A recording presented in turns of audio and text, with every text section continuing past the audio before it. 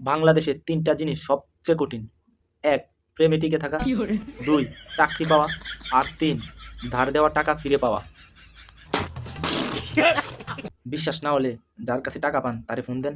ও বলবে, ভাই আমি তো একটু প্যারায় আছি। আর এই প্যারাওড়া মানুষগুলাই সবচেয়ে রিল্যাক্স ব্যক্তি। নিঃসন্দেহে তুই ঠিক কথা বলেছিস। টাকা নেওয়ার সময়, ভাই তুমি মানুষ না ফেরেশতা। আর টাকা দেওয়ার সময় কালা বিলাইয়ের পুটকির মতো মুখটা করে ফেলবে। আপনি টাকা দেওয়ার সময় গর্ববোধ, আর টাকা নেওয়ার সময় ভিখারি বোধ।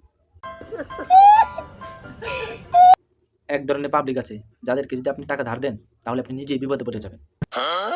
ধরেন আপনি তাকে টাকা ধার দিলেন, এখন তাকে ফোন দিলেন যে কিরে টাকাটা কবে দিবি।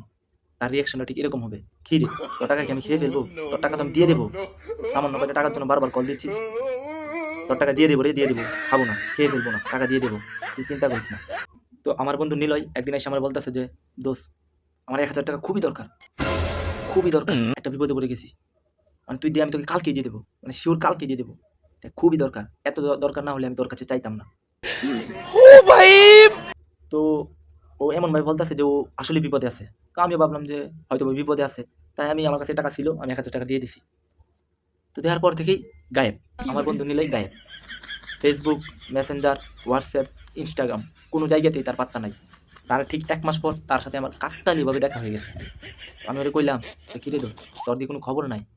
তো সে একদম গম্ভীর মুখে বলতেছে যে দোস্ত আমি একটা বিপদে আছি, না হলে তোর টাকাটা দিয়ে ফেলতাম। তো আমি কইলাম কি বিপদ। তারপর সে হালকা কাঁদো কাঁদো মনে বলতেছে, ভাই ভাই আমার দিদি মারা গেছে। আমি কইলাম ওরে বাবা কবে মারা গেল, কিছু জানালি না তো। ভাই ৭ দিন হইল। আমি কইলাম কালকা যে তোর বাড়িতে তোর দিদিকে দেখলাম, ওইটা কি তোর দিদির জমজ বোন ছিল? আর তোর দাদা যে ২ বিয়া করছে এটা তো আগে বলিস নাই, ওইটাও কি তোর বিপদের অংশ? মানে এরকম বন্ধু সবার জীবনে আছে। টাকা ধার দিবেন তো এটা ফেরত পাওয়ার আশা ছাইড়া দিতে হবে মোটামুটি, যে এটা ফেরত পাইবেন না। দুনিয়াতে কিছু ছেঁচড়া পাবলিক আছে যাদের জীবন চলে দোকানের বাকিতে। বিষয়টা একটু ব্যাখ্যা করবেন? ওরা ভাই সাধারণ মানুষ না, ওরা বাকি নেওয়ার জন্য পলিটিক্স খাটায়। প্রথমে দোকানে যাইবে, দোকানে গিয়ে নগদ টাকা দিয়ে সদাই কিনবে। দোকানদার যত বলবে তত দিয়ে সদাই কিনবে, দোকানদারের সাথে ভালো ব্যবহার করবে, মানে দোকানদারের বিশ্বাসটাকে অর্জন করবে। তো বিশ্বাসটা অর্জন করার পর ৮ম দিন থেকে শুরু হবে তার বাকির অধ্যায়। আজকে একটু বাকি রাখো, কালকে দিয়ে দেব। আর এই কাল মানে এই দেশে কখনোই আসে না। তো মোটামুটি বাকি নেওয়া শুরু হইবে, বাকি যাবে যাবে। তো একদিন যখন হঠাৎ করে দোকানদার বলবে যে ভাই তোমার তো অনেক টাকা বাকি হয়ে গেছে, তো টাকাটা দিয়ে দিও। তারপরের দিন থেকে দোকান চেঞ্জ।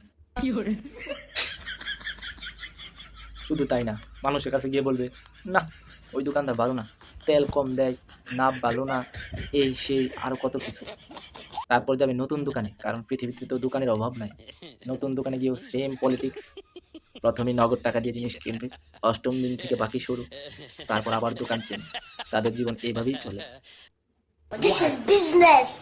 ভাই আরেকটা কথা খেয়াল করছেন, যে টাকা ধার নেয় তার কোনো ব্যস্ততা নাই, সে খুবই রিল্যাক্স, আপনার বাড়ির পাশে আসবে, চা খাইবো, আর আপনাকে বলবে যে ভাই আপনি ছাড়া আমার আর কেউ নাই। কিন্তু টাকা ধার নেওয়ার পর তার ব্যস্ততা এমনভাবে বেড়ে যায়, মনে হয় দেশের এমপি মিনিস্টার হয়ে গেছে। আপনি তার কল দিলে বলবে ভাই আমি তো একটু মিটিংয়ে আছি। আরেকদিন কল দিবেন, সে বলবে যে ভাই আমি তো বাড়িতে নাই, আমি এখন ঢাকায়। টাকা ধার নিয়ে দেওয়ার সময় তার বাহানা কি হয়? সর্বপ্রথম ভাই আমার ফ্যামিলিতে সমস্যা, মানে এটা করে সবার টাকা ধার নেবে আর বলবে যে ভাই আমার ফ্যামিলিতে সমস্যা। আমি যে তোরা টাকা দিলাম, টাকা কি বলতে ফুট কি নাই ভাই, আমার ফ্যামিলি কি নাই? আরো আছে বাহানা, এরকম যে ভাই বেতন পাই নাই, বেতন আটকে গেছে, এটিএম কার্ড কাজ করছে না, কালকে দিয়ে দেবো, কালকে দিয়ে দেবো।